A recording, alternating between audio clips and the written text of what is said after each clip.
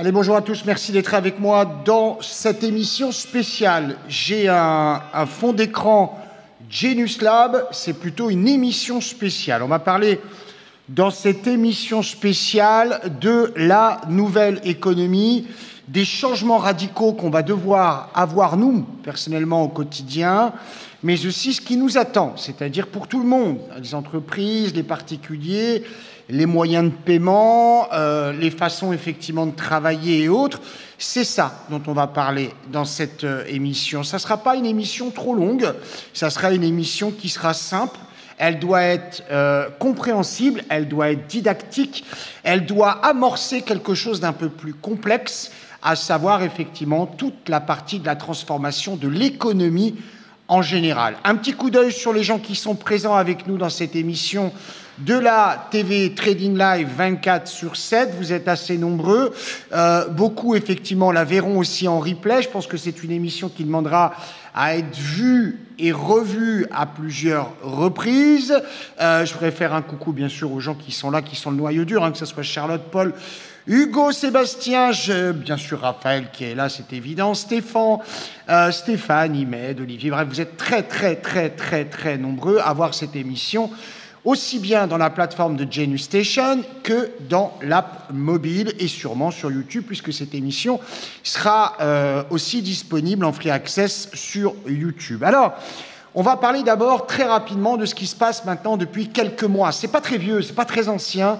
Ce qui est beaucoup plus ancien, ça date à peu près d'1 ou 2 ans, c'est la volonté des marchés de se casser la figure. Et je parle des indices, parce que sinon on passerait en revue la totalité de tous les marchés, mais ce qui nous intéresse, c'est plutôt les indices. Ça fait plus de 2 ans que j'explique que tous les signaux sont vendeurs. Ils sont tellement vendeurs qu'en définitive, les institutionnels ne prenaient aucune position acheteuse. Quand je passe d'institutionnels, ce sont les opérateurs de marché dits traditionnels.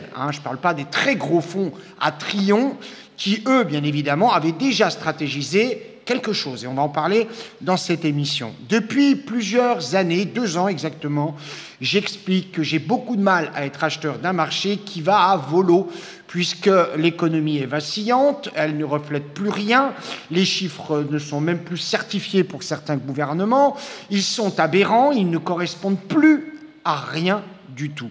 Je fais un clin d'œil à tous mes amis qui sont discrétionnaires, fondamentalistes sur les marchés. Il n'y a plus aucune cohésion du groupe, ni entre le PER, la valorisation réelle, et la valorisation boursière, et pour cause, il va falloir avaler ce marché. Il y a 2 façons de travailler sur les marchés financiers, la spéculation directe, faire un profit entre un prix bas et un prix haut, acheter pas cher pour vendre cher, et il y a aussi être visionnaire, c'est-à-dire spéculer sur des marchés qui sont émergents, avec des perspectives énormes, des possibilités effectivement grandissantes, et là on va taper directement dans la technologie, c'est-à-dire qu'en fait, si le Nasdaq est monté aussi haut, si certaines valeurs du Nasdaq sont montées aussi haut, c'est aussi parce qu'elles ont un rôle à jouer dans la nouvelle économie. Et vous allez comprendre tout ça. Alors, je me rapproche un petit peu de cette période que nous vivons actuellement. Et on va parler, bien évidemment, de mai 2024. Vous voyez, je fais abstraction de 2020-2021 avec un Covid qui a chamboulé la planète, l'humanité, et vous verrez que ce n'est pas terminé. Mais je vais me rapprocher de nous, de l'instant présent, avec mai 2024. Que s'est-il passé au mois de mai 2024 ? À partir de mai 2024, on a vu les marchés se vider petit à petit. En gros, les marchés sont passés du quasiment simple au double, ou double plutôt au simple. C'est-à-dire qu'il y avait, je ne sais pas, je prends un exemple, 2500 lots échangés sur le head of book de l'ES en permanence, et tout d'un coup, on tombe à 1250 lots. Ça a eu pour effet instantané de vider, en fait, les retails des marchés. On a bien vu que les marchés fonctionnaient désormais sans, ou quasiment sans, la réponse des retails, et vous verrez qu'il y a quand même des solutions, en particulier certains petits produits qui restent accessibles et facilement négociables avec l'autotrade de Genius d'ailleurs, qui s'en sort très bien. Et d'ailleurs, j'aimerais vous introduire le fait que si les petits produits s'en sortent bien, c'est parce qu'ils sont complètement...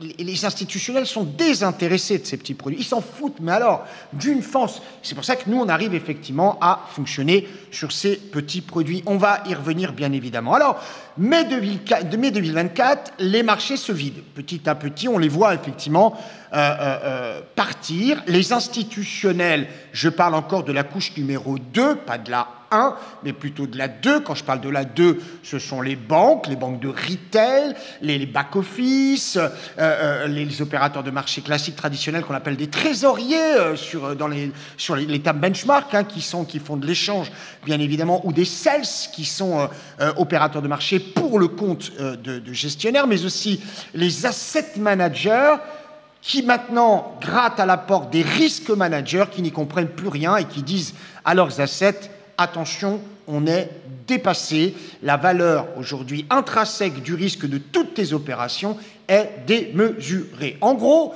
on était avec de la quasi-certitude et sur ces marchés traditionnels indiciels, on devient dans le hasard. Et c'est très compliqué de pallier à ce hasard pour la bonne et simple raison que celui qui construit un faux hasard aura déjà dans sa tête une stratégie pour te faire perdre. Ça paraît assez évident à comprendre. Si le hasard est véritablement tenu par personne, dans ce cas-là, tout va bien. Si le hasard est tenu par des opérateurs de marché qui deviennent teneurs de marché avec de l'argent exponentiel, incalculable, inchiffrable, incommensurable, dans ce cas-là, tu peux faire ce que tu veux, tu passeras pas, parce que eux perdent 100 000 balles, ça pose aucun problème pour te faire perdre toi de 10 000 balles. Quelle logique, quelle cohérence, quel fonctionnement. Pourquoi ils perdraient 100 000 pour me faire perdre 10 000? Il n'y a aucun intérêt, aucun. Ou alors il faut être complètement abruti, ou alors avoir bu un peu de vin ou même d'alcool le matin au café. C'est débile, c'est absurde. Et pourtant non, il y a une logique. On va en parler, vous allez voir, dans cette émission. Alors, mai 2024, ça commence à se vider. On passe un été relativement calme dans l'attente des élections, effectivement, américaines, puisque c'était ça l'objectif. Pendant ce temps-là, les banques centrales, bien évidemment, pilotées par la Fed aux États-Unis, Jérôme Powell, qui joue son va-tout, petit va-tout, parce qu'il sait qu'il est en pot de départ au mois de novembre-décembre de cette année, en ce moment. Donc, c'est pas, pour lui, si tu veux, c'est une fin de carrière qui est plutôt pas mal. Il a traversé plusieurs présidents différents. Il a fait un boulot qui reste relativement quand même discutable, mais pour autant, voilà, il part. L'inflation, on s'en fout. Pourquoi? Parce que tout va changer. Parce que l'inflation que nous vivons aujourd'hui, c'est le pain noir qu'on est en train de manger. Le pain blanc arrivera plus tard, mais pas pour tout le monde. Et vous verrez que vous avez intérêt à jouer une carte là-dessus, parce que si vous ne jouez pas votre carte là-dessus, vous risquez effectivement d'être mis sur le côté, et malheureusement, les décisions qui vont être prises dans les jours, semaines, mois, années qui arrivent, parce que la transition se fera, elle est inéluctable, mais elle se fera, bien évidemment, dans la durée. Elle ne peut pas se faire comme ça. Néanmoins, vous verrez dans le déroulé de cette émission que ce qui est arrivé à l'Amérique avec Trump n'est pas si mauvais que ça en définitive, parce que s'il fallait quelqu'un qui fasse cette transition, il ne fallait pas quelqu'un de larmoyant et qui serait à raconter n'importe quoi pendant encore 4 ans, ou même 5, ou même 10, à expliquer au peuple que c'est dur, difficile, qu'il y a la guerre en Ukraine, qu'il n'y a pas assez de matières premières, ou que les matières premières ont augmenté, et que l'inflation doit arriver. Il faut quelqu'un qui mette le point sur la table en disant « Écoutez, vous êtes sympa, vous avez pris de l'oseille, maintenant c'est notre tour, c'est un petit peu comme ça que ça doit fonctionner, et on va changer absolument tout. » Pourquoi ? Parce que la main qui est mise sur la monnaie fiduciaire actuelle ne veut pas se retirer, elle ne veut pas se lever. Mais si vous avez compris que la monnaie fiduciaire actuelle valait peau de banane depuis maintenant des années, vous êtes en train de comprendre que cette monnaie fiduciaire, puisqu'elle ne peut pas être régulée, ah oui mais lui quand même, non, elle n'est pas régulée.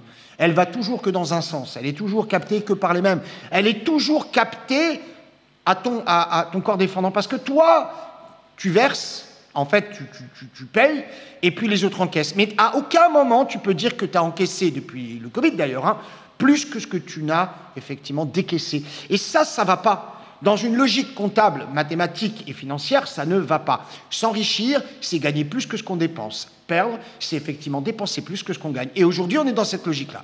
Il va falloir inverser. Donc tout a été fait, ou presque, pour dire à ceux qui tiennent l'argent, s'il vous plaît, lâchez un peu la bride, faites-le circuler un petit peu. Les premiers qui s'en sont aperçus, ce sont les gens qui ont levé des fonds. C'est-à-dire que les gens qui ont levé des fonds se sont aperçus qu'il y a 10 ans, ils auraient levé 5 millions, même dans les années, moi je parle des années même 2000, où il y a eu l'effet start-up, l'effet Liberty Surf, au féminin.com, tous ces trucs-là que j'ai vécu moi aussi, on levait 5 millions, 10 millions. Il y a encore 3-4 ans, la moindre start-up avec un projet de livrer des pizzas dans le 16e prenait tout de suite 100 millions, 200 millions. Alors on les a appelés les licornes, on les a appelés ce que tu veux. Ça devenait débile. On achète un réseau social, 40 milliards. C'est absurde. Pas tant que ça quand tu as un business model qui représente effectivement ce que Musk avait en tête et ce qui maintenant va pouvoir émerger. C'est assez excellent. Je vous parle quand même d'il y a 2, 3, 4 ans. Ce qui veut dire que le mec a projeté depuis 2, 3, 4 ans ce qui est en train d'arriver maintenant.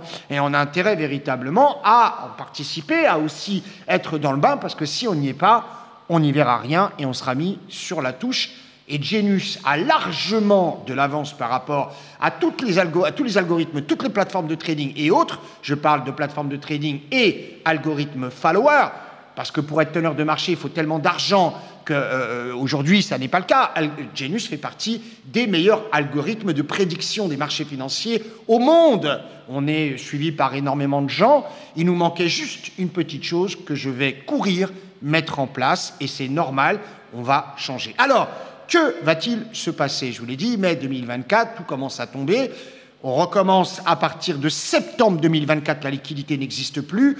Alors on s'oppose de temps en temps à ce que je dis en disant « Oui, Luc, quand même, t'abuses, il reste des gens. » Ce n'est pas les gens, parce qu'il n'y a pas un compteur d'une quantité d'investisseurs. Oui, la MF là, sûrement la SEC et autres. Sauf que la quantité de ces gens-là m'importe très peu, en définitive. Ce qui va m'importer, ça va être la quantité véritablement de lot. Et on s'aperçoit que les teneurs de marché disposent de tout. En gros, ils ont tout. Quand tu es face à, par exemple, sur le DOM, quand tu es face à un ask ou quand tu es face à un bid, tu vas te retrouver la plupart du temps avec le même intervenant qui va être en face de toi, qui lui lira aussi bien ton OSO que ton market, que ton limite, que ton stop de ce que tu veux.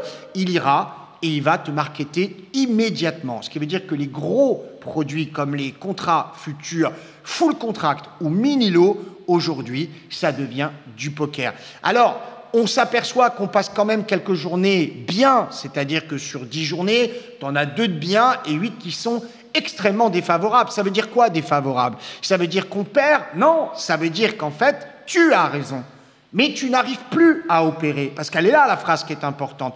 Tu n'arrives plus à opérer. C'est d'ailleurs pour ça que depuis quelques mois, vous n'entendez plus parler de méthode empirique, vous n'entendez plus parler de soi-disant super influenceurs qui a tout vu, tout connu, avec des vagues, avec des nuages.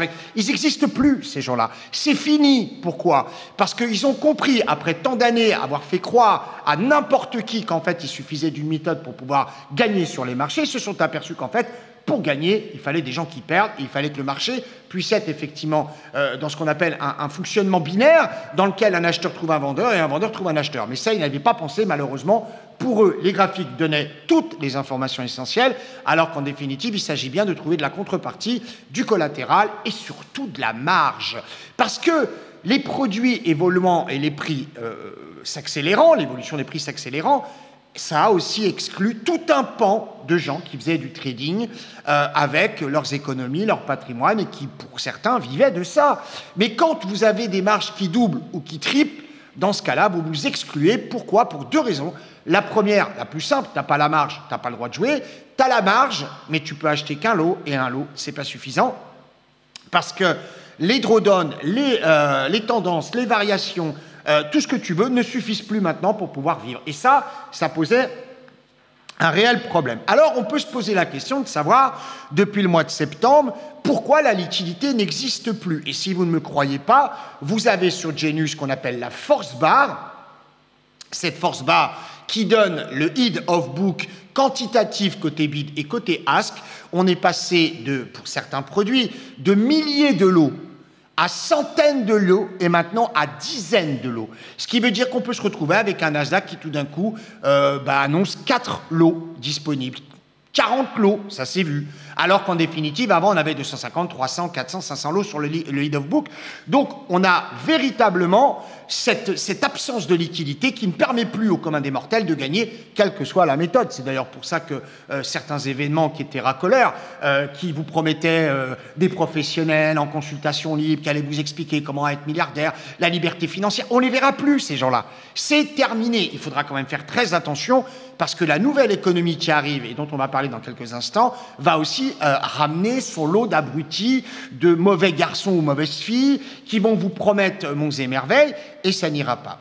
Je vous parle d'un flot de décideurs qui sont quasi inaccessibles. Je m'explique. Les gens qui tiennent et qui vont tenir demain cette économie sont complètement inaccessibles. Pourquoi?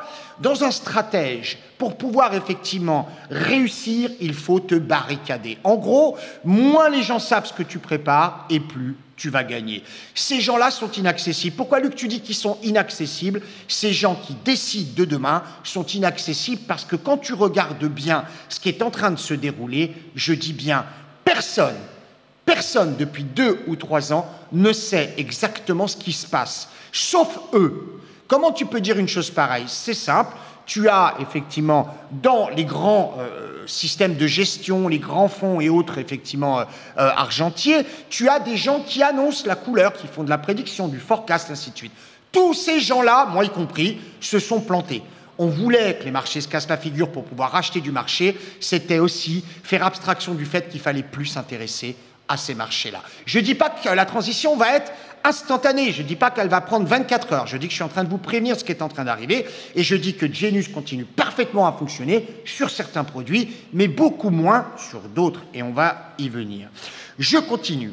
Depuis septembre 2024, on s'aperçoit que les résultats de la Winbar ne sont plus ce qu'ils étaient.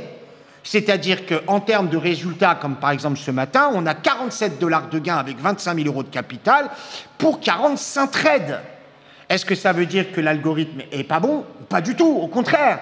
Est-ce que ça veut dire qu'on ne sait pas paramétrer, on ne sait pas? Pas du tout, au contraire. C'est représentatif d'un état de fait, c'est un cliché qu'on fait une photo à un instant T qui précise une chose, c'est que tu peux être gagnant, mais plus suffisamment, je vous l'ai expliqué juste avant avec cette histoire de liquidité, et puis 2, comme tu as quasiment des drawdowns de malade, c'est-à-dire que tu gagnes 3, ça remonte de 50, pourquoi tu n'as pas pris 50? Parce que le signal était vers 3. Oui, mais dans ce cas-là, retourne, c'est ce qu'on essaye de faire actuellement, et ça ne marche pas mieux. Pourquoi? Parce qu'on est marketé. Quand tu rentres sur le marché, on est marketé tout de suite. On rentre effectivement dans une espèce de stratégie algorithmique. Il n'y a pas un mec qui est derrière toi et qui clique. C'est fini les dealing desks où le mec cliquait, lui je le bousille, lui je le nique. Parce que même eux, ils se sont fait avoir en fait dans cette stratégie. Ce que je veux dire, c'est que dans le principe, on s'aperçoit qu'effectivement, la Winbar ne dégage quasiment plus de revenus. Pourquoi? Parce que les marchés sur lesquels l'algorithme Genius fonctionne actuellement devront être revus, c'est-à-dire qu'on va optimiser vers d'autres marchés et vous verrez que la Winbar remontera très facilement. D'un point de vue pratique, la Winbar affiche 47 $. Vous demanderez à n'importe qui connaît Genius depuis maintenant au moins 4 ans, la Winbar, elle affichait 2005, 3000, encore il y a 6 mois, hein, 2005, 3000, 4000, 5000, 6000 par jour, avec 25 000 $. Et souvent, on affichait même 3 000 à 4 000 $ avec 10 000 $ il y a 4 ans. Et ça, c'était incroyable. Aujourd'hui, ça n'est plus réalisable. Donc, septembre 2024 arrive, bien évidemment, les difficultés de la contrepartie, du collatéral, les marges explosent. D'ailleurs, j'ai reçu une information, je vous la donne en live. Si vous trouvez que vous êtes déconnecté du compte, par exemple si vous êtes chez Stonix et vous êtes déconnecté du compte chez Genius, c'est une volonté du broker. C'est-à-dire que comme ces marchés vont être épurés dans quelques jours, quelques semaines, je vous rappelle que l'intronisation de Trump, c'est le mois de janvier, que Musk y réfléchit depuis maintenant au moins 4 ans, qu'il savait exactement ce qu'allait se passer, non pas que ça soit un génie, mais qu'il utilise des outils qui lui confèrent le statut de génie. Lui, c'est pas un génie. Là où il a été intelligent, c'est qu'il a dit « Ok, on est en train de rentrer dans un cycle où l'intelligence artificielle sait tout. Elle sait tout. Pourquoi? Parce qu'elle a eu le temps d'analyser avec des algorithmes comme ceux de Facebook, comme ceux des réseaux sociaux, comme ceux de ce que tu veux, quelles vont être les réactions humaines. Elle a appris avec un système d'intelligence artificielle génératrice que faisaient les gens à partir d'un mouvement. Vous savez, c'est le principe d'action-réaction. Si je te dis ça, comment tu réagis? Mais on en fait depuis la nuit des temps. Moi, j'ai fait des études de commerce, on m'apprenait effectivement à étudier la zone de chalandise et d'utiliser des heatmaps, c'est-à-dire que sur un site, par exemple Internet, on sait où les gens vont aller. Ben là, ça a été décrié, Facebook, d'ailleurs Mark Zuckerberg a été décrié parce qu'il a influé et influencé certaines personnes quant aux élections d'il y a quelques années, c'est pareil. En fait, pendant ce temps-là, on tapait sur Mark Zuckerberg ou d'autres. Pendant ce temps-là, l'intelligence artificielle, elle s'intéressait à vos réactions, émotions, réflexes. Tout ça, elle l'a enregistré depuis des années. Elle savait précisément ce qu'allait se passer dans ces élections, j'en suis intimement persuadé. Et je suis certain aussi que les meilleurs conseillers de Trump et de Musk aujourd'hui, c'est l'intelligence artificielle. J'en suis certain. Donc, j'allais dire, le tampon est mis sur la feuille, il va falloir s'intéresser à l'intelligence artificielle. Ils ont été tellement stratèges, ces gens-là, qu'ils ont eu à un moment un moratoire en disant l'intelligence artificielle ne doit pas trop se développer parce que ça pourrait nuire à l'humain. Et là, pendant ce temps-là, eux, ils l'exploitaient à plein tube. Mais pourquoi? Simplement pour effectivement déséquilibrer le côté partial de toutes les entreprises qui pouvaient avoir besoin de cette intelligence artificielle, capter la totalité, bien évidemment, des besoins en ressources, qu'elles soient, et là, je vous demande de réfléchir, qu'elles soient énergétiques, parce que ça demande énormément d'énergie, l'intelligence artificielle, qu'elles soient techniques, ça demande énormément de GPU, l'intelligence artificielle, qu'elles soient de performance. Il a capté la totalité en disant aux autres qu'il ne fallait pas l'utiliser parce que ça pouvait être néfaste pour l'homme. Ça, c'est aussi, ça fait partie de la stratégie, je reconnais bien là, bien évidemment, Elon Musk. Alors, on sait, bien évidemment, que le NQ et le S ont toujours été des produits à risque. Quand vous êtes sur le Nasdaq futur, le NQ, aujourd'hui, on est en Z24, vous savez pertinemment que ce produit est manipulé par des spoofers, par des icebergs, par des fat fingers, il est manipulé. Donc, on se disait, le NQ, bon, c'est un produit de Spieler, comme on dit en Allemagne, c'est un produit Spieler, on va y aller, on va jouer avec. Sauf qu'aujourd'hui, tous les produits mini et full sont des produits de Spieler. Le YM, le S, le RTY, le NQ, ce sont des produits Spieler. Est-ce qu'il faut arrêter? Non, absolument pas. Ce qu'il faut faire, c'est chercher ailleurs, sous le soleil, où effectivement on pourra être bien. Et c'est ce que je fais depuis plusieurs jours. Et j'ai eu un déclic. Il y a eu quelque chose qui s'est passé au moment de l'élection de Donald Trump. D'abord parce qu'on s'attendait instantanément à une envolée de la crypto-monnaie et du Bitcoin. Elle n'a pas eu lieu. Ils ont été assez malins pour effectivement laisser le temps à ceux qui étaient détenteurs de Bitcoin pour vendre leur Bitcoin. Et une fois qu'ils avaient suffisamment rempli les caisses, le Bitcoin est parti. Il n'y a pas que le Bitcoin, il y a aussi les stablecoins, les altcoins et tout ce qui est autour. On en parlera, vous verrez, c'est très intéressant. En tout cas, depuis une dizaine de jours, tous les trades que tu opères vont te donner 4 ticks et te faire respirer de 50 ticks. On a une chance inouïe. On utilise un algorithme qui fait aussi de l'hyperfréquence, donc qui part à moins de 7 millisecondes, non pas de rouler de 0 à 100, mais en 7 millisecondes, il est capable de prendre une décision de crash order, de rebond, de protection. J'ai, moi, à sourire quand je lis certains soi-disant éditeurs de logiciels qui assurent la protection de l'opération avec un stop suiveur. En gros, ils sont en train de dire au mec en face, cartonne-moi. Déjà que même si tu lui dis pas, tu te fais cartonner. Alors si tu lui dis, il te reste plus longtemps à vivre. Ils n'ont pas encore compris, tous ces éditeurs de logiciels, d'analyse technique, de trading, toutes ces choses-là, que les temps avaient changé, parce que ce ne sont pas des opérateurs, ce ne sont pas des praticiens. Nous sommes sur les marchés tous les jours, donc on vous donne une synthèse de ce qu'on vit tous les jours. Donc, véritablement, septembre 2024, je me suis intrigué et je me dis, il se passe quelque chose. On l'a vu en mai, on le revoit en septembre, et là maintenant, on a des souffles, des espèces de drawdowns tellement importants. Et tu feras le test si tu en as envie.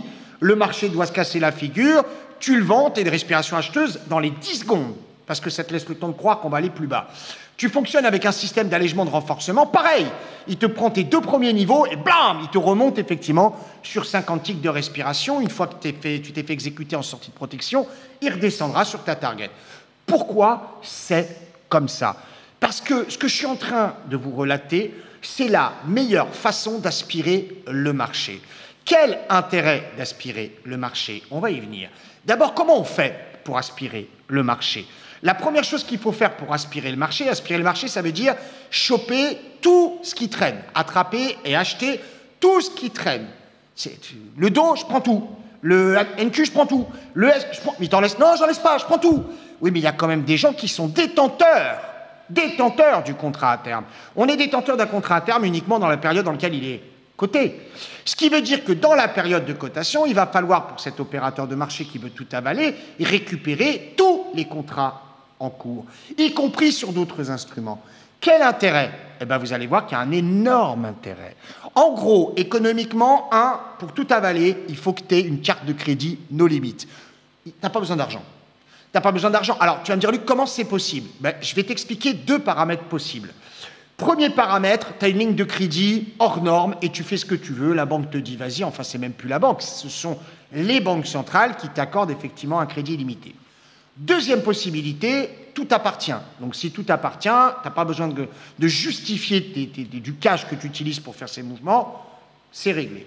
Et enfin, troisième possibilité, tu vas faire ce qu'on appelle un système simple de margin cross ou de nantissement de certaines choses. Et là, ça devient intéressant parce que les opérateurs de marché, les teneurs de marché doivent quand même, à un moment, payer. Il va falloir payer aux places, en particulier, au CBOT, au CIMEX, à l'Eurex, Ronext. Il faut payer quand même à un moment. Mais ce n'est pas grave parce que tu n'as pas besoin d'argent. Si tu utilises des produits, par exemple, en margin cross ou en nantissement, tu n'as pas besoin. La ligne de crédit, elle est ouverte. Tu fais ce que tu veux. Et je vais même aller au-delà. Perdre 100 000 balles sur quelque chose qui va de toute façon s'arrêter, c'est pas gênant. Mais par contre, ce qui t'intéresse, toi, c'est la propriété de la quantité de produits. Alors, la question se pose.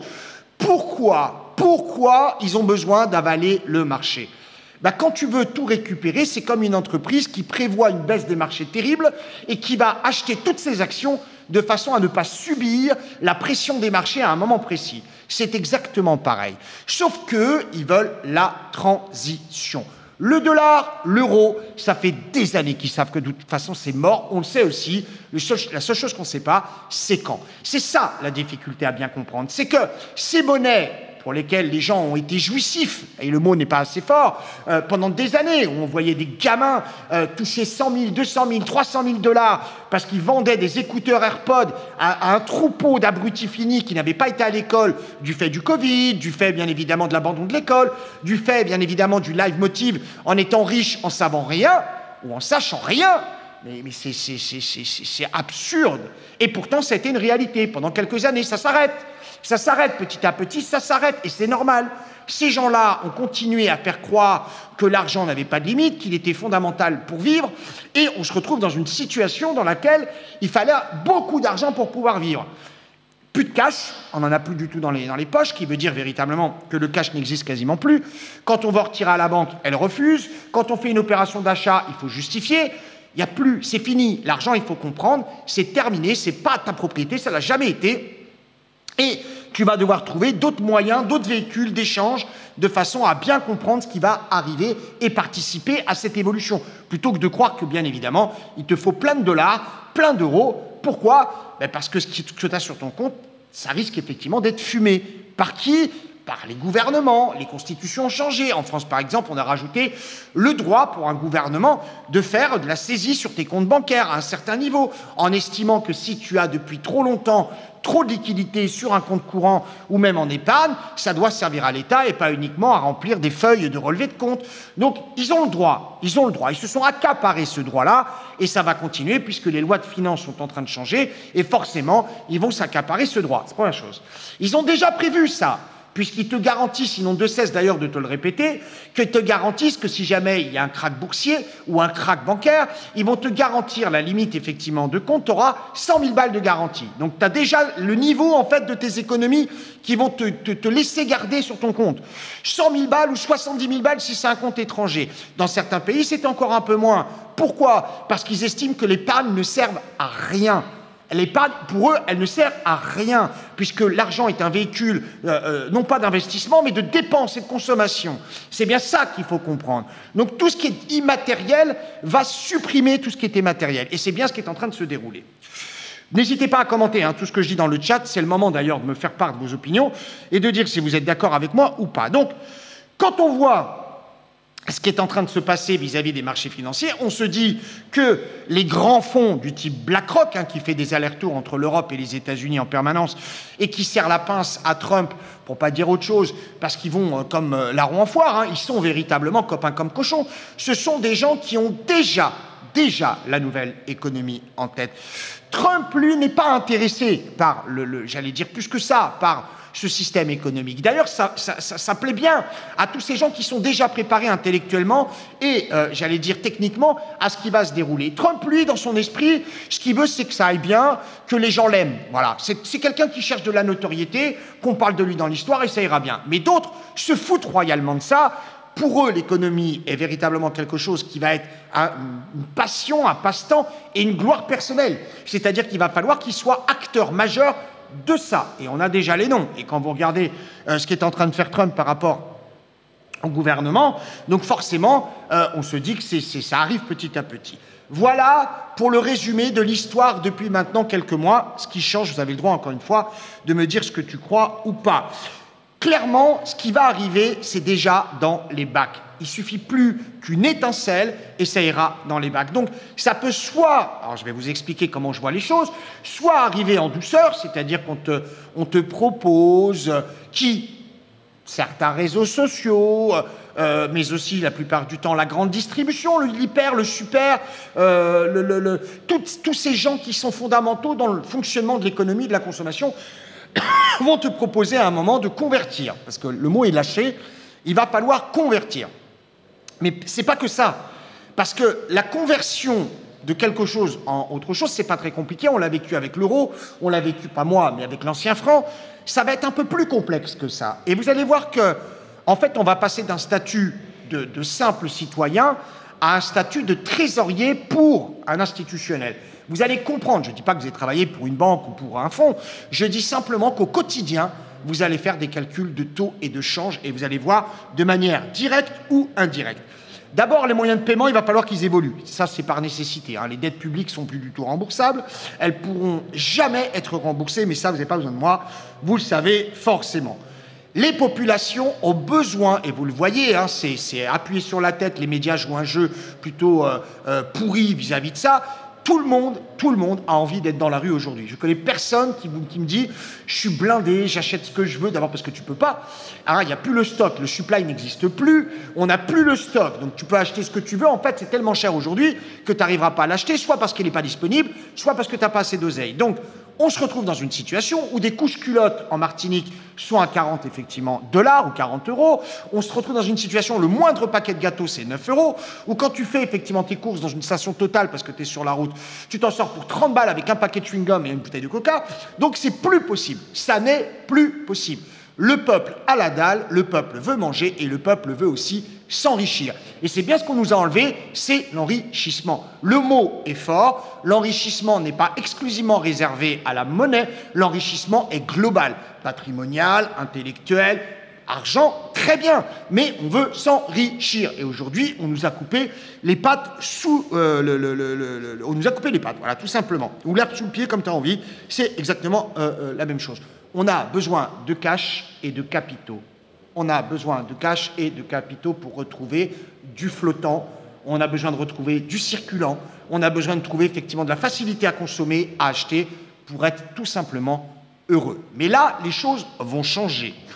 On arrive à la fin des startups. C'est fini. Les mecs qui levaient 100 millions, 200 millions, 300 millions.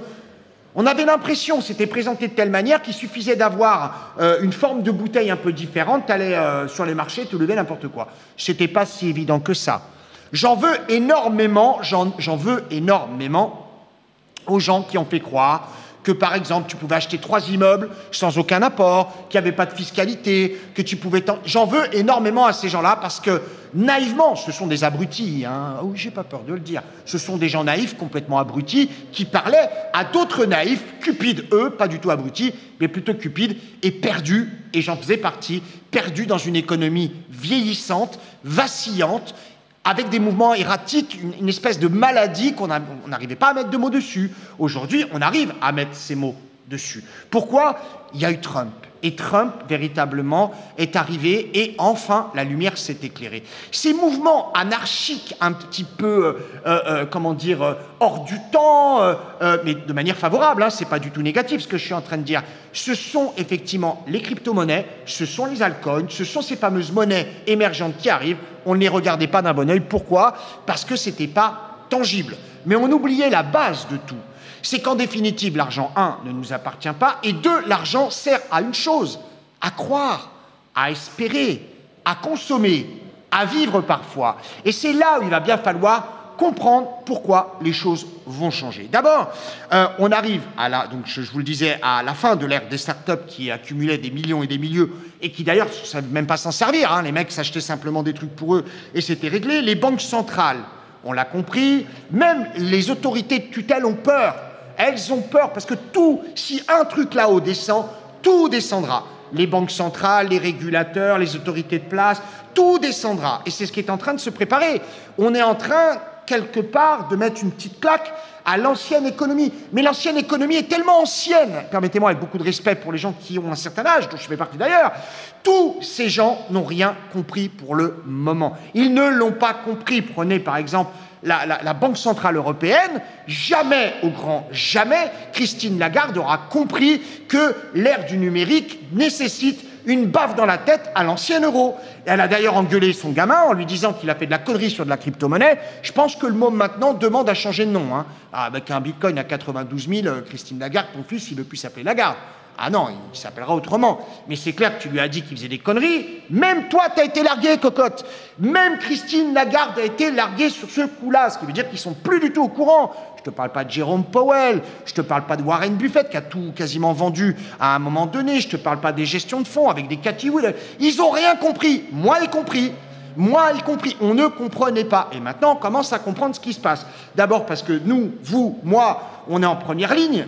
Hein, l'économie, c'est d'abord la négociation sur les marchés, il faut le comprendre, qui après, effectivement, va impacter l'aspect inflationnaire ou déflationnaire, la capacité, ce qu'on appelle simplement la valeur absolue de ta monnaie, ce qui va te permettre d'avoir du pouvoir d'achat.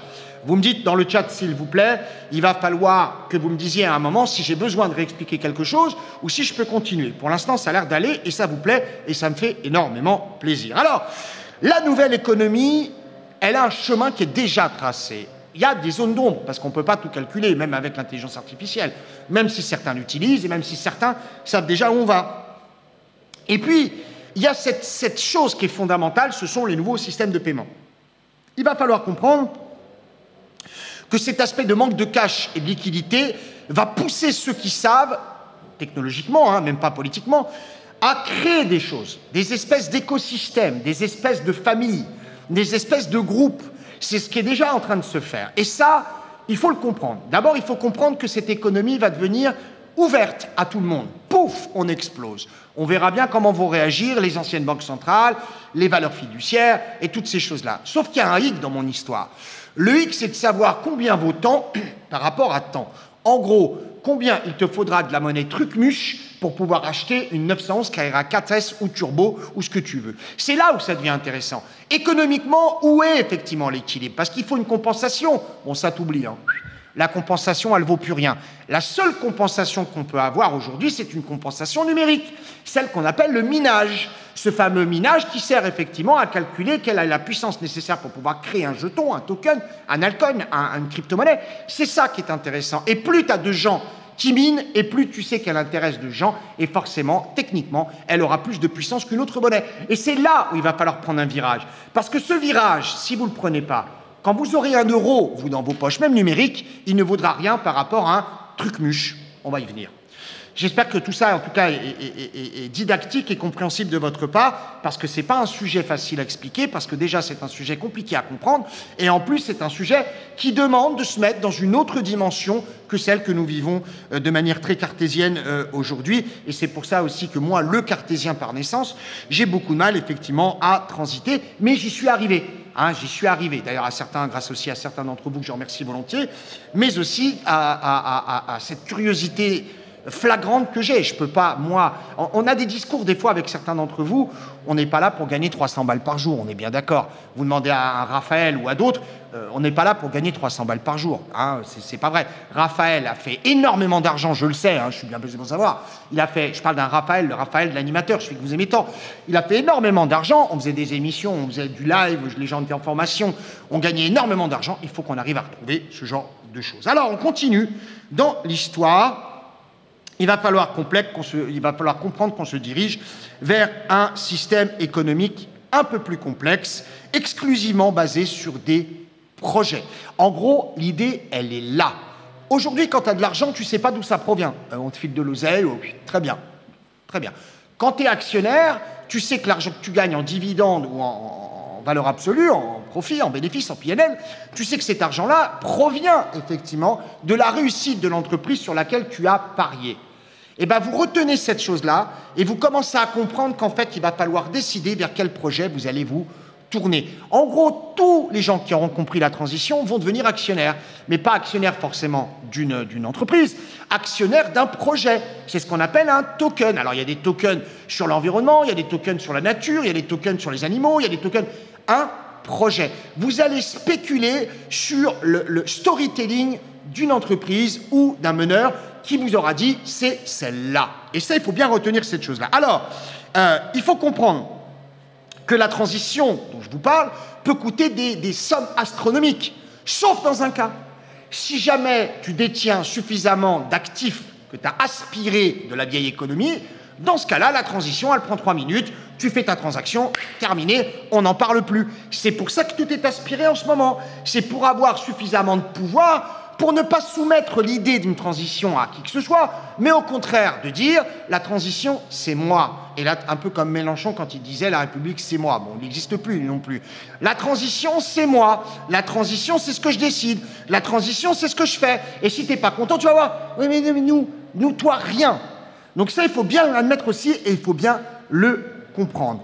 Ce fameux token, dont d'ailleurs Stéphane s'interroge, qu'est-ce que c'est que ce truc ? On a appelé token un jeton, littéralement traduit, c'est un jeton.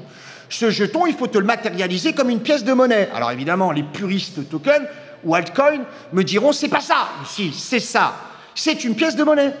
Un token, c'est une unité 1 de quelque chose qui peut s'appeler, d'ailleurs, à la base, Ethereum, Bitcoin, ou ce que tu veux, ou alors WWF, c'est ça, un token. Un token, c'est une pièce. Il faut l'imaginer tel quel. Un token, c'est une pièce dématérialisée sur lequel tu vas parier pour un projet, une idée, une histoire. C'est ça, cette idée. Alors, tu vas me répondre, mais Luc, mais t'es gentil, mais on savait que l'or était... on savait que l'argent, la monnaie, était valorisée sur l'or, puisqu'il y avait une espèce de relation. Là, il y a une relation avec rien. C'est ce que je t'expliquais tout à l'heure. Ça n'est plus une relation avec du métal, c'est une relation avec la technologie et l'aboutissement, bien sûr, d'un projet. Donc, vous êtes actionnaire, tout le monde sera actionnaire à partir du moment où il devra y avoir la nécessité d'avoir des tokens. Les tokens les plus faciles à avoir sont ceux qui valent quasiment rien, parce que la plupart du temps, les tokens sont des produits listés, un peu comme les actions, et ils valent 0,000 quelque chose. Sauf que, on a vu arriver un Bitcoin qui était à 5 000, à 10 000, à 40 000, à 70 000, à 90 000. Et là, on se dit que si jamais le Bitcoin monte trop haut, il va exclure la base. Et c'est à ce moment-là où, quand il y aura effectivement un Bitcoin très cher, il va splitter en plusieurs monnaies. Et ces fameux tokens qui vont récupérer tout ça. D'abord, la grosse couche, la moyenne couche et la petite couche. Et la petite couche, ça sera les fameux altcoins. Ceux qui ont beaucoup d'argent pourront changer, par exemple, un bitcoin en 1 milliard de trucs-muches. Les fameux tokens trucs-muches. La crypto pourra changer dans des tokens. Mais ceux qui disposent de trucs-muches pourront effectivement changer dans d'autres trucs-muches. Si on voit le truc. Le BTC, à la base, c'en était un. C'était un token, c'est devenu une crypto-monnaie. Sauf que le BTC vaut 90 000. Est-ce que tu peux avoir un BTC dans ta poche pour pouvoir acheter quoi que ce soit? Non. Tu devras donc splitter ton Bitcoin en plusieurs altcoins de façon à dépenser, bien évidemment, et avoir un pouvoir d'achat. Parce que l'idée, elle reste là. C'est véritablement le pouvoir d'achat. Alors, vous allez voir qu'il y a des choses très intéressantes par rapport à ça que j'occultais forcément parce que je n'étais pas du tout dans cette logique. Maintenant que je rentre dans cette logique, je les comprends. Et je comprends maintenant quelle est l'utilité de ces choses-là, qui nous étaient pas expliquées du tout d'ailleurs, qui à la base étaient « moi je suis crypto-trader, j'ai des bagnoles par... » Non, t'as rien, arrête. Virtuellement, tu as quelque chose. Tu vois Stéphane, virtuellement, tu as quelque chose, mais tu peux pas acheter une baguette de pain avec un bitcoin, on est bien d'accord. Ça sert à rien. Par contre, tu pourras changer ton bitcoin dans des tokens qui permettront effectivement d'acheter du pain. C'est ça qui est intéressant. Ce sont des produits en définitive qui vont découler. Le token en soi n'est pas dépendant de la crypto. Le token en soi est dépendant simplement de son histoire, de son projet, ou même de la storytelling qu'aura été faire celui qui a émis le token. Et vous allez voir, on va le ramener à Genius, ça va être très intéressant. Donc l'histoire, en définitive, c'est de dire que pour l'instant, il va y avoir, dans quelques jours, quelques semaines, une émergence extraordinaire de tout un tas d'altcoins, ce qu'on appelle des tokens. Les fameux altcoins, vous reconnaissez coin. Coin, c'est la pièce, hein, là, il n'y a pas de mystère. Le token, c'est le ticket. Donc, on a effectivement le ticket de la pièce. On a quelque chose qui va être tangible, sur lequel on se prend une idée. Et c'est vrai que quand tu regardes bien, tu peux dire, oh, mais le dollar, on savait ce que c'était, le token, on ne sait pas. Bah, le dollar, tu savais ce que c'était, avec 40 000 milliards de dollars annoncés de dette. Ton dollar, il vaut quoi? Il vaut à 0,0001 truc muche.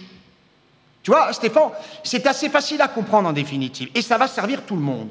Et vous allez voir qu'en définitive, les premiers qui vont arriver et qui auront fait le bon choix auront une valorisation de leur token qui leur permettra de disposer d'un pouvoir d'achat plus élevé que celui du voisin qui, lui, aura été obligé de prendre les tokens d'une banque centrale.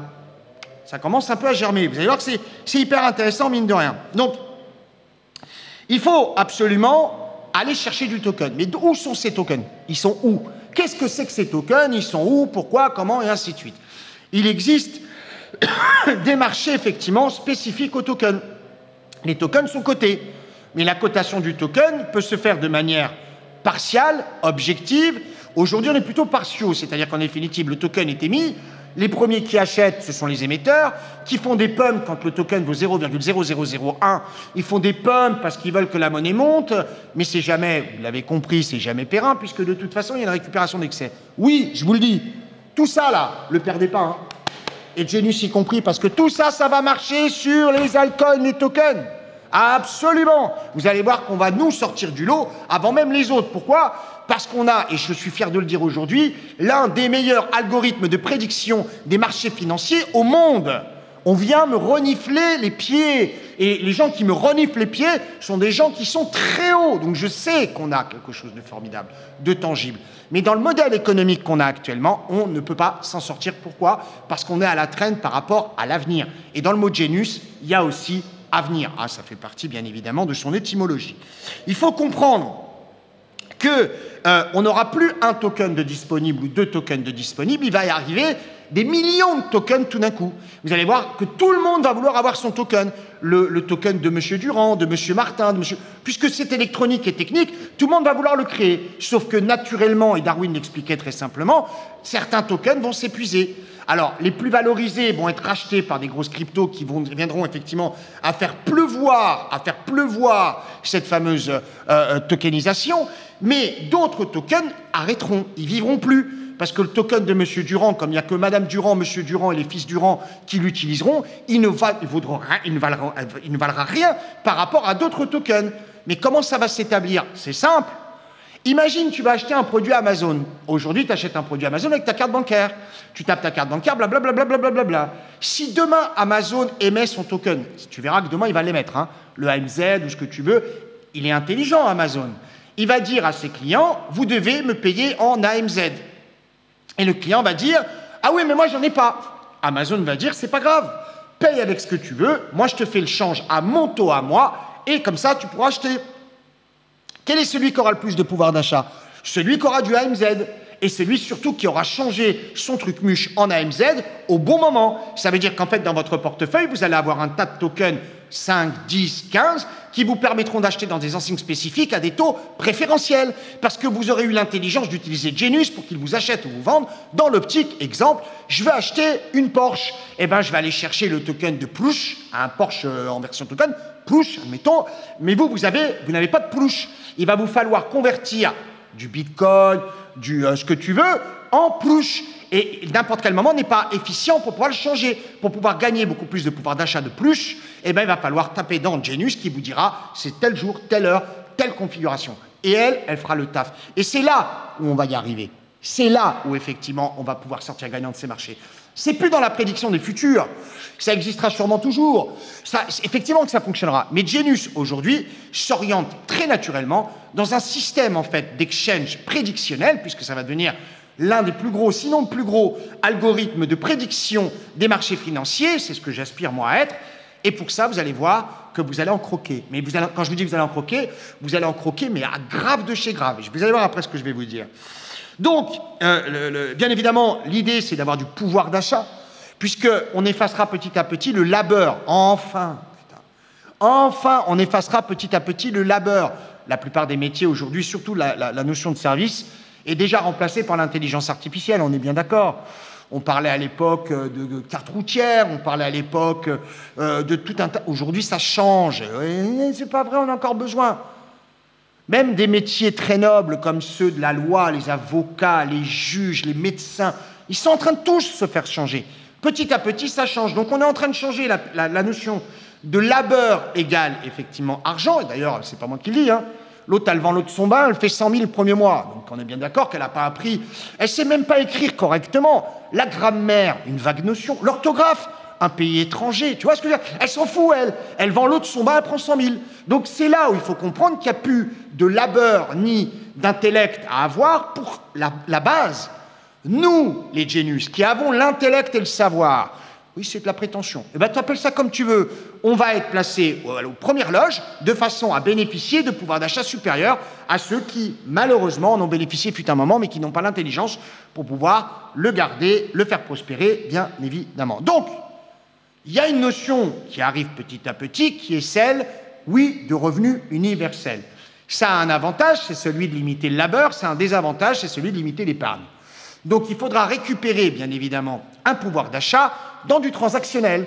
En gros, je veux faire un achat, il va me falloir comprendre que ce dont je dispose doit pouvoir être converti dans la monnaie nécessaire pour acheter le produit, et je vais utiliser Genius pour savoir à quel moment il faut que je fasse le change. C'est ça qui est intéressant. On pluguera Genius sur ce qu'on appelle des wallets, des systèmes dématérialisés, des systèmes qui ne nécessiteront pas forcément d'avoir des avos, ça, on s'en fout, aucun problème. Ce qui nous intéresse, nous, c'est de donner à n'importe qui la capacité de pouvoir avoir du pouvoir d'achat et de pouvoir acheter ce qu'il veut. Alors, le système de consommation va être revu. Vous l'avez bien compris, hein, les pots de yaourt à 50 €, les Babybel à 9 €. On va revoir tout ça par nécessité. Et vous verrez que le virage arrive extrêmement vite. Parce que le principe, bien évidemment, du token, c'est d'échanger sur des exchanges. Et celui qui le changera au meilleur moment disposera du meilleur pouvoir d'achat. Tout change. C'est plus le patrimoine qui sera taxé, puisque de toute façon, les États commencent à dire que la propriété s'arrêtera. À un moment, tu seras loueur. Tu auras donc l'usufruit de quelque chose que tu auras eu. D'ailleurs, ce n'est pas nouveau, hein. Les Anglais le font déjà depuis très longtemps. Les concessions, les lords, ils louent effectivement leurs appartements, leurs maisons. Les autres ont l'impression d'être propriétaires, ils ne le sont jamais. On rentre dans ce système-là. On rentre dans un système, effectivement, plutôt d'usufruiteur, hein, si on peut appeler ça de cette manière-là. Donc, l'idée, ça va être non plus de taxer le patrimoine, mais de taxer les transactions. C'est-à-dire qu'en gros, il va y avoir des taxes qui vont arriver, qui sont des taxes sur des achats. Et d'ailleurs, on a bien vu, par exemple, les SUV en France, même hybrides demain, feront maintenant l'objet de taxes supplémentaires. Donc, les États vont taxer tout azimut sur absolument tous les produits de consommation. Vitaux, non vitaux, de confort, de luxe, pas de luxe, parce que la clé, elle est là, en fait, pour les États. C'est de tout taxer, les transactions, l'échange et la consommation, puisque le patrimoine, il n'y aura quasiment plus rien, l'épargne, il n'y en aura quasiment plus. Le revenu universel, taxer quelque chose que tu donnes à droite pour reprendre à gauche, ça n'a pas franchement d'intérêt. Il faudra réfléchir de cette manière-là. Donc, clairement, il n'y aura plus ce système de fiscalité tel qu'on le connaît. Il n'y aura effectivement que cette notion de taxe d'utilisation, de droit d'utilisation d'usufruiteur, ce qui satisfait d'ailleurs les grands climato-protecteurs qui, eux, se diront que quoi qu'il en soit, on n'ira plus dans une société de consommation de masse complètement absurde qui nous emmène dans le trou, mais au contraire dans quelque chose qui va obliger les consommateurs à acheter de manière intelligente, garder ce qu'ils ont le plus longtemps possible et transformer pour aller vers une modernité, par exemple. C'est possible, hein, c'est carrément réalisable.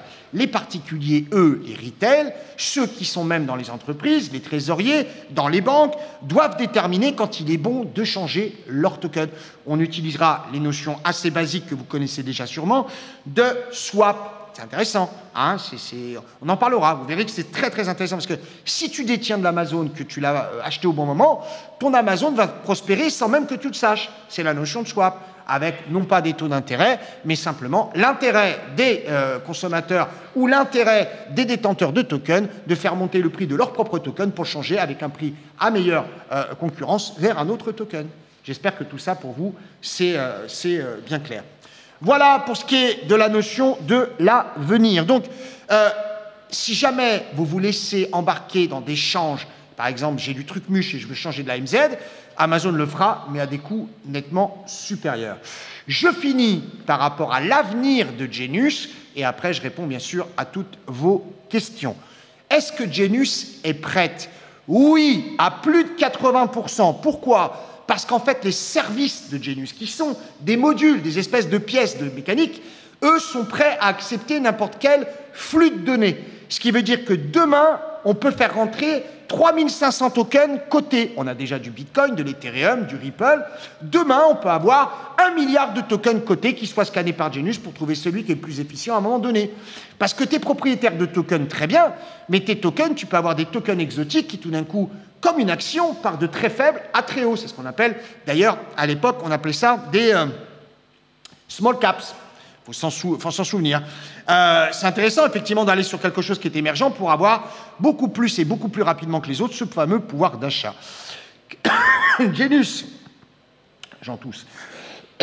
Je dis toujours qu'il faut que j'ai un verre d'eau ou de quoi, effectivement, boire juste à côté.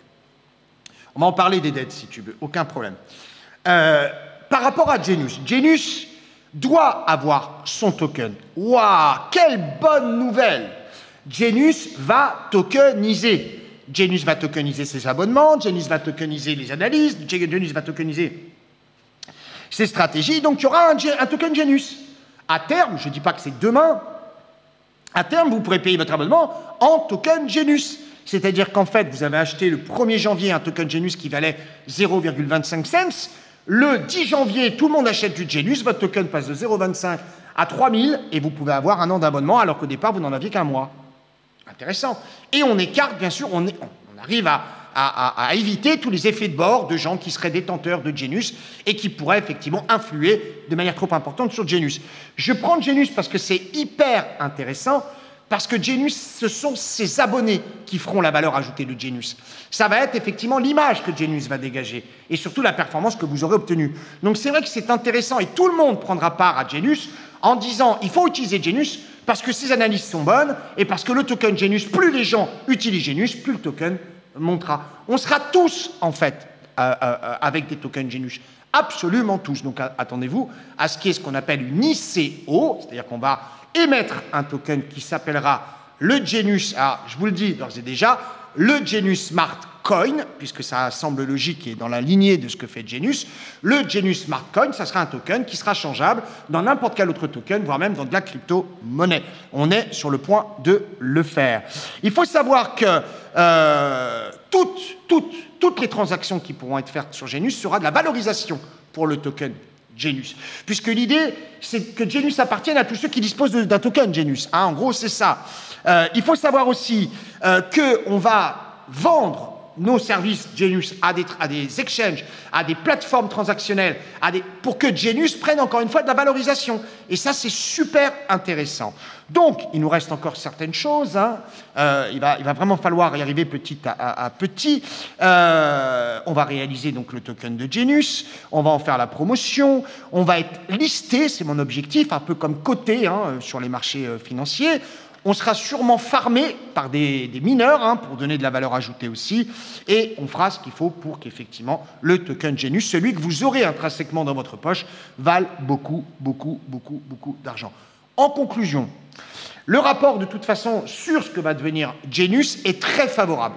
Le consensus est très favorable. Il faut comprendre que la télévision de Genius est très importante pour la plupart des investisseurs et on la gardera parce que c'est fondamental pour savoir où on se situe, quels sont nos projets, comment on fonctionne, où on va, et ramener aussi, bien évidemment, recruter des acheteurs du token Genius. Il va falloir aussi, bien évidemment, lutter contre une concurrence accrue puisque vous allez voir arriver, il y en a déjà des milliers, voire des dizaines de milliers, voire des centaines de milliers. Il va y en avoir encore un peu plus des tokens qui arrivent, mais encore une fois, il y aura une éviction naturelle qui fera que les petits tokens qui servent à rien ou ceux qui touchent plutôt à l'escroquerie dégageront. Donc c'est vrai que c'est hyper intéressant. En tout cas, je vous ai dit tout ça pour une seule chose. D'abord pour vous dire qu'on a compris ce qui se passait. Enfin pour vous dire qu'il reste encore des produits à travailler parce que cette transition, elle ne va pas se faire après-demain. La transition, elle va demander peut-être 3 mois, 6 mois, 1 an, 2 ans, 3 ans. pas au-delà, parce que Trump, c'est un mandat de 4 ans. On verra effectivement l'aboutissement de tout ça, je pense, d'ici 3-4 ans.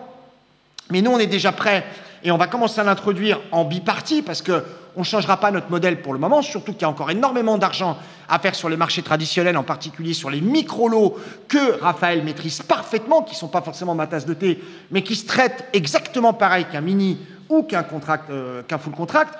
Donc il y a énormément d'argent encore à faire sur les marchés traditionnels. Je suis un pro-industriel, je vous le dis maintenant depuis quelques jours, mais vous saviez que j'étais un fan de General Electric. General Motors, ce sont des actions que j'aime beaucoup et je pense que ces actions continueront de coter et il ne faut surtout pas s'en séparer parce qu'à un moment, il faudra aussi avoir la capacité de changer du General Electric en token, en ce qu'on appelle le GS.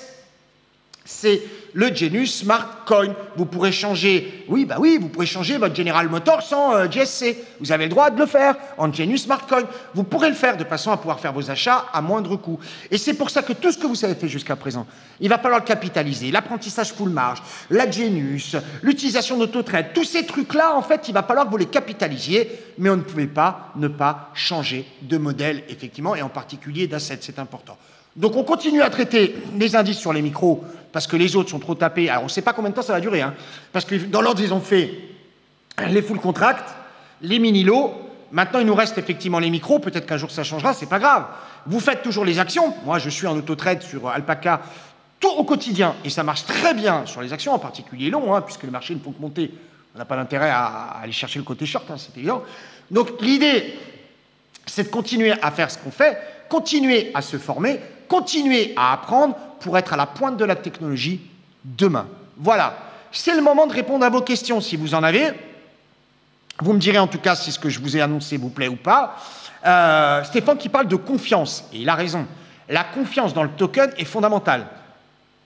C'est pour ça que l'analyse de la valorisation du token se fera à travers l'entreprise, c'est évident. Si tu connais l'entreprise, que tu sais que c'est une entreprise viable, avec des projets viables et auxquels tu partages d'ailleurs, bah, tu peux y aller. Le token, il est bon, c'est évident. Qu'est-ce qui peut faire qu'un token fonctionne? L'attrait pour tous les gens qui sont à la recherche de tokens, bien évidemment. Qu'est-ce qui peut faire qu'il ne fonctionne pas? Des promesses non tenues, des sociétés non viables, un token illusoire, un token qui a été fait pour te tromper. Nous, on sera là dans la télé avec Raphaël qui va se former, bien évidemment, aussi, et qui est déjà pas mal formé à la tokenisation. Il y aura des nouveaux animateurs qui vont arriver, qui animeront la partie pédagogique pour apprendre tout ça, et la partie, bien évidemment, instructive de façon à en profiter. Donc oui, on est là. Stéphane qui dit, si tout ça se réalise, c'est une chance inouïe de prendre le train depuis le départ ou le train était déjà parti. Stéphane, le train est parti, sauf que le train qui est parti, c'est une Micheline qui est partie. En gros, on a lancé la Micheline pour tester les rails. Maintenant, on n'a plus le choix. C'est maintenant, tu vois ce que je veux dire. Si ce n'est pas maintenant, dans 3, 4, 5, 6 mois, c'est trop tard. Pourquoi? Parce que le premier étage va être construit maintenant. Les Alcon qui existent, il y en a qui sont assez sympathiques, mais on sentait que c'était un laboratoire de test. Hein, tu vois, j'ai lancé ça. Hein, Luna, Dog, tous ces... Hein, j'ai testé, j'ai vu. Alors bien évidemment, plus tu es collé à une grosse crypto comme Bitcoin, on voit bien qu'Elon Musk d'ailleurs, lui, va chercher les produits qui sont assez corrélés aux cryptos majeurs. Lui, il fonctionne bien. Bon, en plus, il a un pouvoir fédérateur qui est extraordinaire, on ne peut pas lui enlever. Nous, ce qui nous intéresse, c'est pas de capitaliser sur ce qu'on ne sait pas faire, à savoir de l'influençage. Non, ce qu'on sait faire, c'est de la technologie. Donc, quand on dira j'ai un token Genius, j'ai le meilleur algorithme de prévision et de prédiction des marchés financiers au monde. C'est ça qui m'intéresse, bien évidemment. Mais toi, tu en as déjà, hein, Stéphane, intrinsèquement. Hein, que tu le veuilles ou non, tu as déjà du token Genius. Ça plaît beaucoup à Juba, ça plaît beaucoup à Marc, apparemment. Les autres, je voudrais avoir vos avis. Si vous avez des questions, n'hésitez pas. Je sais qu'il est tard, j'ai débordé un petit peu. Il n'y aura pas d'émission Rendez-vous Action aujourd'hui. Mais ça fait une petite heure quand même qu'on est ensemble. Donc forcément, c'était important que je vous le dise. C'était important que vous puissiez en croquer, bien évidemment, aussi. Maintenant, j'ai besoin de savoir si ça vous plaît, si vous êtes prêts, bien évidemment, au changement, si vous avez compris son importance et si vous savez, bien évidemment, ce qui nous attend désormais. Sébastien, tu me diras. Charlotte, qui est là aussi, puisqu'elle est des crypto-traders bien avant moi même aussi. Imed, qui est là aussi. Tu me diras, Imed, en tout cas, si tu as vu les choses. Georges aussi, tu me diras, bien évidemment. Stéphane, Olivier, Marc, comme on disait tout à l'heure, Stéphane, Juba, Thierry, Philippe, Marc aussi, encore un Marc, Raphaël, Bruno, François, Juba, Paul, Alan. Alors Paul, il est déjà investi, lui, en crypto aussi. Alan, il est déjà investi aussi en crypto. Si tu es là, Alan, j'aimerais bien avoir ton retour aussi. Et Raphaël, voilà, tout simplement. Merci à tous d'avoir été avec moi. Cette émission sera visible, bien évidemment, en replay. Elle sera suivie d'émissions plus techniques pour bien vous faire comprendre quelle est l'avancée de Genius dans ce domaine des altcoins, avec la perspective quand même d'avoir un super token qui puisse passer maintenant certaines frontières. On veut être véritablement reconnu comme étant le meilleur algorithme de prédiction boursière grâce à l'intelligence artificielle. Vous avez compris, et je vous le dis depuis des mois, qu'on a changé, bien évidemment, qu'on a changé. Donc, véritablement, il va falloir tourner dans cet univers-là. Stéphane, est-ce qu'il faut acheter de la crypto? J'ai envie de te répondre. Acheter de la crypto à 90, 92, il faut avoir un peu de moyens. L'acheter sur le contrat futur, il faut 100 000 de marge. Les brokers vont commencer à vous limiter en termes d'exposition. Les leviers vont se raréfier parce que votre capital, qu'on appelle risque sur les marchés, est véritablement celui qui vous permettra d'être connecté ou déconnecté aux brokers. C'est ce que fait Stonix d'ailleurs actuellement. Dans le principe, ce qu'il faut comprendre, c'est que la crypto peut être intéressante, pas n'importe laquelle, parce qu'il va y avoir une éviction naturelle de tous les trucs un peu bizarres. Mais si tu cherches à acheter de la crypto, cherche à acheter de la technologie. C'est ça aujourd'hui le fin mot de l'histoire. De la technologie. Et oui, pourquoi pas de l'Ether, parce que c'est pas trop cher, parce que c'est prometteur. Mais attention, il va pas falloir louper toute la partie des fusions-acquisitions, des grosses qui vont acheter les petites. Aujourd'hui, elles n'en ont pas l'intérêt, parce que ce qui les intéresse, c'est de faire prospérer eux-mêmes leur propre token, qui maintenant est devenu crypto-monnaie. Nous, ça sera la même chose. Et pourquoi pas ensuite voir le rapprochement avec d'autres, bien évidemment. La Genius parle trop vite. Qu'est-ce que tu m'as dit? Répète-moi ce que tu m'as dit si tu veux. Je te réponds sans aucun problème. Lady, dis-moi ce que tu m'as dit et je te réponds sans aucun problème. XRP, très bien. Pourquoi pas? De toute façon, l'intérêt, c'est d'utiliser Genius, puisque Genius analyse en permanence XRP, Ethereum, Bitcoin, donc Ripple, tous ces trucs. Il l'analyse, mais il va y avoir une arrivée phénoménale. Dis-moi ce que tu m'as demandé. Dis-moi, alors, merci pour tes explications. Donc, fin du fiduciaire, est-ce que l'argent liquide pourra permettre aux banques d'émettre des taux d'intérêt négatifs, selon toi? Moi, je crois surtout que les banques centrales arrivent un peu tard au niveau du numérique. Elles se sont fait défoncer par les altcoins, les cryptocurrencies. Ça, je suis certain de moi. Il y aura des monnaies numériques d'État qui viendront à remplacer les fiduciaires. Elles vont arriver, elles seront là, elles seront régulées, les banques centrales deviendront les VRP, les représentants de ces monnaies, pour qu'elles soient valorisées. Parce que si demain, un dollar numérique vaut un token GSC, dans ce cas-là, on a intérêt à dire, on va regarder si on a plus intérêt à garder le GSC ou plutôt de convertir en dollars. Et si GSC prend de la valeur par rapport au dollar, ils auront beau à faire toute leur promotion. En définitive, la partie sécurisation de la valorisation et du contrôle de l'inflation, aujourd'hui, je crois qu'on peut se le mettre dans une poche et on a compris que les banques centrales, c'était pas forcément ce qui pouvait protéger la valorisation de ton portefeuille. Voilà pourquoi les gros investissent dans l'énergie, certainement, absolument. On en parle au quotidien. Tu as tout compris, Stéphane? Il faut de l'électricité. On ne bannira pas le pétrole, mais par contre, on l'utilisera à d'autres escients, c'est certain. Il faut de l'or, il en faut aussi. Ne dites pas que l'or sera remplacé, c'est pas vrai. L'or ne sera pas remplacé non plus. Ce qui sera remplacé, ça sera effectivement toutes les monnaies, les vieux moyens de paiement. D'ailleurs, on te dira, parce que le monde est fait de cette manière-là, on ne peut pas dire à quelqu'un, on change ton moyen de paiement, parce qu'on va dire, pourquoi moi? Salaud! On pourra te dire, par exemple, qu'aujourd'hui, le moyen de paiement que tu utilises n'est pas assez sécuritaire, qu'il y a eu des fraudes à grande échelle, et qu'il faut se tourner vers du numérique. En même temps, tu as compris que le numérique, c'est aussi ce qui permettait de frauder tout et n'importe quoi. Demande à des gens qui nous écoutent, qui ont des wallets, ils te le diront, des ledgers, ils te le diront. C'est craquable. Non, pas possible. C'est craquable, absolument. Ce qui faisait chier les gouvernements pour arriver, en étant vulgaire, vers cette numérisation de la monnaie, c'était l'absence de contrôle et l'absence de regard. Aujourd'hui, on a affaire à des équipes qui sont extrêmement bien formées et qui savent parfaitement contrôler les transactions et donc les fiscaliser. J'espère que toute la partie fiscalisation, vous l'avez bien comprise, parce que ça, c'est un enjeu notoire. C'est pour ça, d'ailleurs, que les gens avancent dans cette partie-là. Alors moi, je voudrais juste exactement avoir votre sentiment sur votre envie de détenir du token GSC, du Genius Smart Coin, hein, tout simplement. Je voudrais savoir exactement si vous appréciez ce que je vous ai dit ou vous êtes réfractaire et au contraire vous avez une idée complètement différente. Je voudrais savoir s'il vous reste des questions en tout cas à comprendre. N'hésitez pas à me le dire. Il me faudra quand même un mode d'emploi, bien vu de mettre l'accent aussi sur la pédagogie. On est là pour ça et votre abonnement sert aussi à ça. J'ai vu passer un message tout à l'heure de quelqu'un qui dit « j'ai pas tout compris ». Voilà, c'est Thierry qui dit « Luc, t'es gentil mais c'est hyper technique ». C'est vrai. Mais ça va rentrer dans la partie usuelle, la partie fonctionnement traditionnel, classique. Les gens, nos anciens qui sont passés d'anciens francs au nouveau franc, c'était une catastrophe. Après, quand on est passé du franc à l'euro, il fallait mettre en dessous en fait, la valorisation en francs. Ça n'a plus aucun intérêt. Aujourd'hui, on n'est non pas formé pour ça, mais on est suffisamment, j'allais dire, moutonnier pour accepter tout et n'importe quoi. On l'a bien vu, il n'y a plus de résilience. La résilience, elle n'existe plus. Pourquoi? Parce qu'on a pompé toute ton énergie. Donc maintenant qu'on a pompé toute ton énergie, c'est à toi de reprendre de la vigueur et de la puissance et de l'énergie pour accéder au marché qui t'était interdit et qui n'avait aucune valorisation. Voilà. J'en ai quelques-uns qui répondent. Est-ce que vous êtes prêts à ce changement? Je finirai là-dessus. Dites-moi, s'il vous plaît, dans le chat, si vous êtes prêts à ce changement, si vous aimez ce qui nous arrive ou si au contraire vous ne l'aimez pas.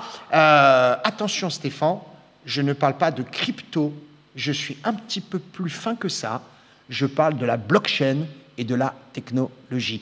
La crypto, c'est comment vendre quelque chose qui n'existe pas, c'est comment promouvoir quelque chose qui n'existe pas, qui n'enrichit et qu'exclusivement ceux qui l'ont mis en place. Je te parle de tokenisation, je te parle d'altcoin, je te parle de côté effectivement humain, hein, qui n'a pas du tout lieu d'être dans de la blockchain. La blockchain, l'idéal, c'était faire quelque chose qui permettait d'acheter des produits interdits dans un secteur interdit et qui pouvait se passer du contrôle des banques. Voilà comment tu as présenté la blockchain, pardon, le bitcoin. La blockchain, c'est complètement différent, c'est de la technologie. Et oui, tu as raison Stéphane, petit à petit, on va vers quelque chose de tangible. Et c'est là où c'est important. Je finirai cette émission juste sur ce point de vue-là. Je ne vous parle pas de Bitcoin volontairement parce que nous, on traite Bitcoin sur le MBT, Micro Futur Bitcoin, et sur BTC X24 actuellement, qui est le futur du Bitcoin sur les marchés de Chicago. Donc, ça nous intéresse. Les ETF, pourquoi pas, mais ça voudrait dire que vous n'ayez pas compris le fonctionnement de ces plateformes d'exchange, en fait, de tokens, et ça serait dommage parce que vous fileriez du pognon à des gens qui vous émettent des enveloppes dans lesquelles vous n'avez un accès à rien, mais vous avez acheté un ETF Bitcoin, un ETF ceci, un ETF cela. Donc, évidemment, ça, c'est pas très intéressant. Et enfin, une dernière chose hyper importante, c'est que malheureusement, cette transition va laisser beaucoup de monde sur le carreau aussi. Quand on parle de revenu universel, on parle de dépendance, c'est ce qui, moi, me plaît absolument pas dans cette histoire. Quand on parle effectivement d'aide sociale, tout ça, c'est de la dépendance à des gouvernements, à des structures, à des associations, à ce que tu veux. Et bien évidemment, elles font de toi ce qu'elles veulent. Celui qui peut s'acheter des soins de santé vivra. Celui qui ne peut pas s'acheter des soins de santé est dépendant de celui qui lui paye l'hôpital. En gros, c'est ça. Et si vous n'êtes pas prêt à aller chercher, pour des raisons X ou Y, du token maintenant, vous serez exclu de cette transition et dépendant de ceux qui vous font comprendre qu'ils sont là pour vous en donner. Mais attention, celui qui te donne quelque part, c'est aussi celui qui te contrôle. C'était Luc pour cette émission spéciale. Je vous embrasse très fort. Je vous donne rendez-vous très vite dans d'autres émissions didactiques, pédagogiques, pour bien comprendre cette chose-là. Et vous serez, je vous le jure, les premiers avertis lors de la tokenisation de Genius. Et bien évidemment, vous serez, comme on dit dans le domaine boursier, privilégié et vous aurez le droit à une prévente. Et ça, c'est bien. Take care, tchuss et surtout enjoy. Ciao, bye bye.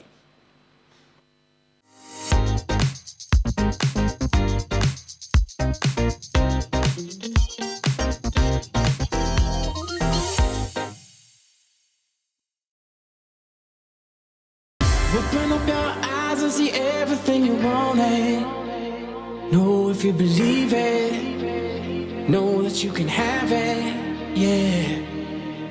Though the best in life don't ever come easy, you don't have to worry.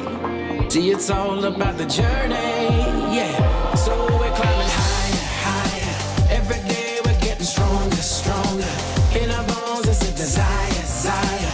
And you know we don't stop, never stop till we take it to the top. Climbing higher, higher. Every day we're getting stronger, stronger. In our bones is a desire, desire. And you know we don't stop, never stop till we take it to the top, yeah.